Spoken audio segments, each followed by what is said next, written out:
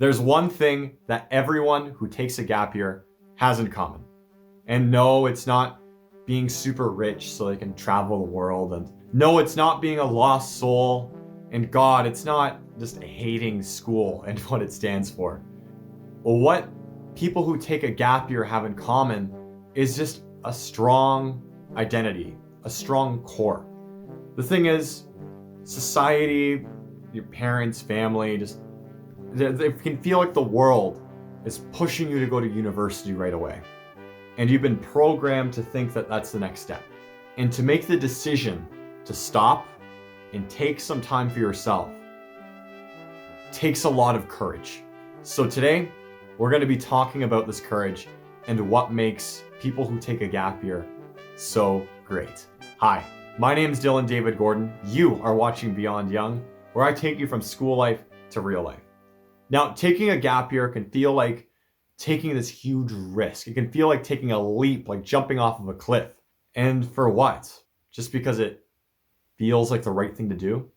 Yeah, that's exactly it. So without further ado, let's talk gap year. It takes a lot of courage to decide to take a gap year because you have almost a decade and a half of momentum pushing you to go to school, go to university right now. You've literally been, kindergarten through 12. All of that is just practice for university, or at least that's what they tell us. Add on to that, like your friends going to school, family assuming you're gonna go, and then your teacher is kind of preparing you to go. It can feel like going to university right away is the only choice, or at least the only right one. So for whatever reason, something doesn't sit right in your stomach. For whatever reason, going to school right away doesn't feel like the right move, despite all of these voices yelling at you to do it. It just feels like there's something else you have to do first. So the person that decides to take a gap year, understands their own feelings and respects themselves enough to kind of honor how they feel and act in alignment with what feels right for them versus just doing what everyone else is doing and doing what they feel they should be doing. Because let's be honest, if you go to school, you're the one who has to write all of the tests, write the exams, and do all of the readings. You're the person who has to do that work. You're the person who has to pay for part or all of the tuition, depending how much your parents are contributing. You're the person putting 4 years of your life into this, and you are the person that's taking all of the risk.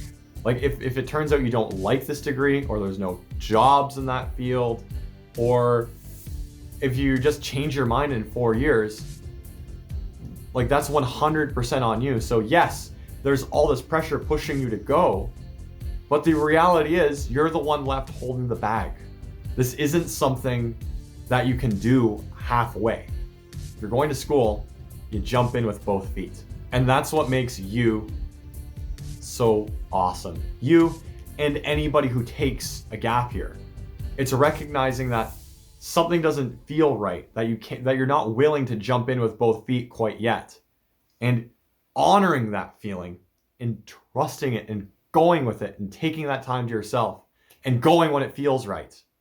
There's no rush. There's no group of people outside the university, like some movie waiting for you to come over. You can go there when you're ready to go, and it's going to be right there waiting for you. Now imagine taking this huge risk, taking the gap year, making a stand for yourself against the system, and wasting all of it. In this video, I go over how to waste your gap year. So you're going to want to watch this and avoid those mistakes. And if you look in the description, you're going to find a free book called 3 Steps for an Awesome Gap Year.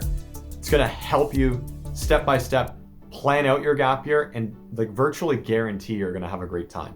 So you're going to get a lot of value from it. Please download it as a favor to yourself. But thank you so much for watching to the end, and I'll see you next time.